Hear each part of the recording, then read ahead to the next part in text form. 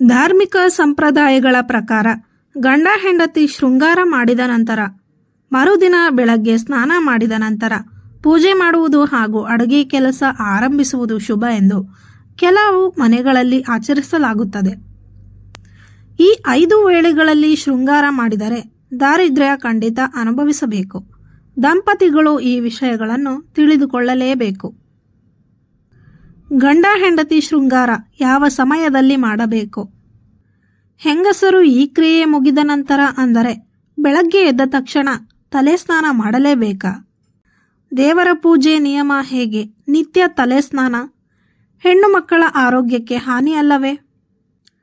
ಈ ಎಲ್ಲ ಗೊಂದಲಗಳಿಗೂ ಹಿರಿಯರು ಶಾಸ್ತ್ರದಲ್ಲಿ ಏನು ಹೇಳಿದ್ದಾರೆ ನೋಡೋಣ ಬನ್ನಿ.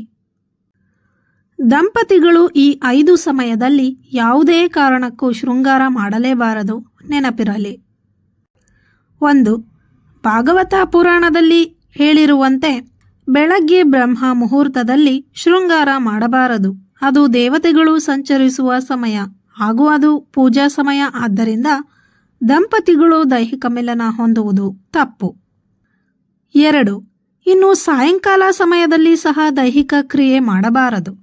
ಈ ತಪ್ಪಾದರೆ ಕೆಟ್ಟ ಗುಣದ ಮಕ್ಕಳು ಜನಿಸುತ್ತಾರೆ ಎಂದು ಶಾಸ್ತ್ರದಲ್ಲಿ ತಿಳಿಸಿದ್ದಾರೆ. 3.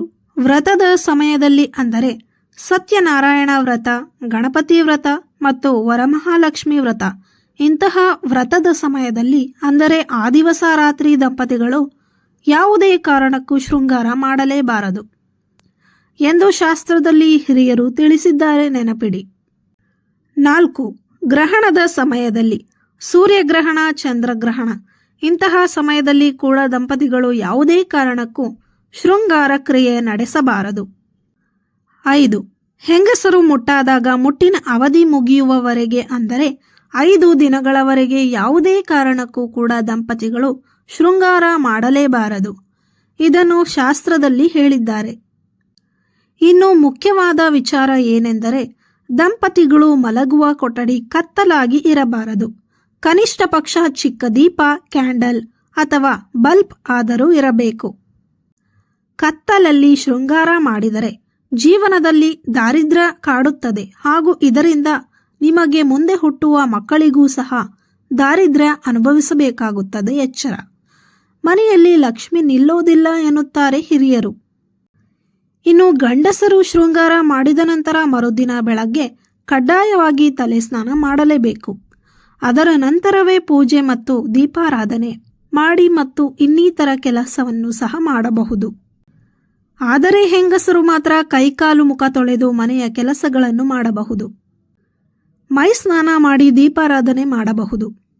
ಹೀಗೆ ಮಾಡುವುದರಿಂದ ಆರೋಗ್ಯದ ದೃಷ್ಟಿಯಿಂದ ಪ್ರತಿದಿನ ತಲೆ ಸ್ನಾನ ಕಡ್ಡಾಯವಲ್ಲ.